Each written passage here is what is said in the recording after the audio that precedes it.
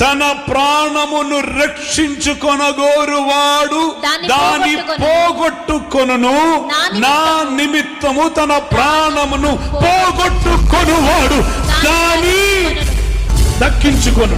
నీవు మరణము కొరకు అని నిన్ను సమర్పించుకొని వెళ్తే అతడు ప్రాణమును కాపాడుతున్నాడు. మనకందరికీ ఉన్న ఒక ప్రాబ్లం ఏం తెలుసా? We try to justify our case. We try to justify ourselves. మనం ఎన్నడూ నేరం ఒప్పుకోరు. నేను రైట్. యేసు కూడా లెఫ్టే. నీవెప్పుడు రైట్ అవుతావో అప్పుడు యేసు లెఫ్ట్ అయ్యారు. True. When you try to prove yourself as right, Jesus said, okay, then you don't need me. మనకున్న problem ఇది అనండి. మన యేసు కంటే మనం నీతిమంతులే, యేసు కంటే మనం పరిశుద్ధులం. ఇతరుల మీద నేర స్థాపన చేయట్లో మనం ఫస్ట్, మిగిలిన వారి మీద సిలువ పెట్టడమే మనకిష్టం. బట్ జీసస్ సెడ్, నీవు నన్ను వెంబడిస్తే మిగిలిన వారి మీద నీ సిలువ వేయవద్దు, నీ మీద నీ సిలువ నీ వేసుకోవాలి. Take up that patchable and keep it on your shoulder and say, yes Lord, I am that person who has done everything wrong. I am guilty of all my offenses. I am guilty, Lord. And that's not one day process, it's a continual process. Every day taking up the cross and saying, yes Lord.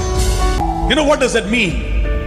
నేను సిలువ ఎత్తుకొని నడిచాను, కానీ నా కొరకైనా సిలువలో బలియాగమై మారారు.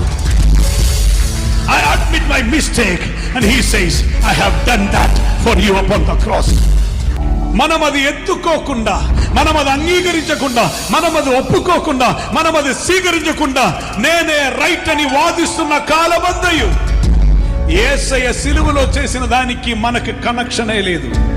అతిక్రమములు దాచిపెట్టువాడు వర్ధిల్లడు, దాన్ని ఒప్పుకొని విడిచిపెట్టువాడు దేవుని కనికరం పొందును.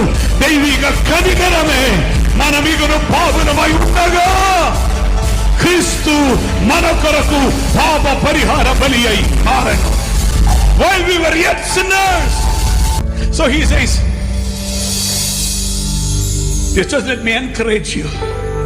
How many of you will be able to say from today, when something goes wrong, say, yeah, that's my fault.